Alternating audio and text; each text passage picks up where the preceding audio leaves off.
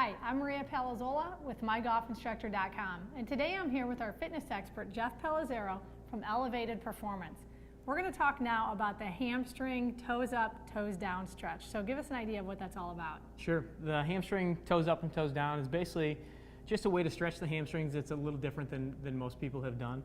Puts you in a couple different positions. It helps work on the hinging portion of your movement when you're going down to touch your toes. I find that a lot of people, although many have tight hamstrings, it's not always the tight hamstrings that are restricting them from getting down to touch their toes. So this is one way to kind of diagnose whether that's true or not, but also just a great stretch for them to warm up and get ready for their golf game. So great explanation on the hamstring toes up, toes down stretch. So can you go ahead and walk us through how to perform it the right way? Sure.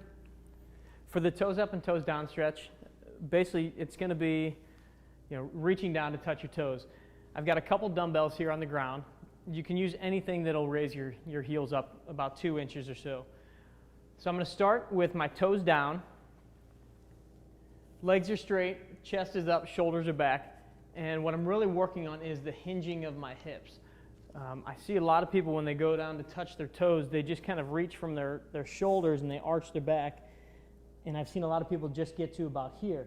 Well, we're going to work on getting the hips back a little bit, working on the back position, and getting more down towards the toes so you can reach, stretch the hamstrings, and get closer to the floor.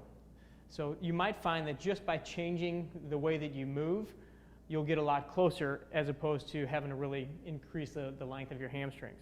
So here you're going to put your heels up.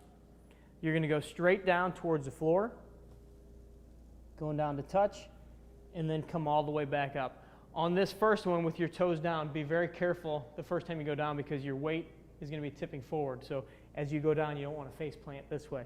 You want to come down. Your hips have to go back to keep your balance. You're going to go down, try to touch the floor. The other one is toes up. I did these in reverse order. You can do them either way. Toes are up this way. Again, you're hinging your hips. Butt's going backwards, and you're going down to touch your feet.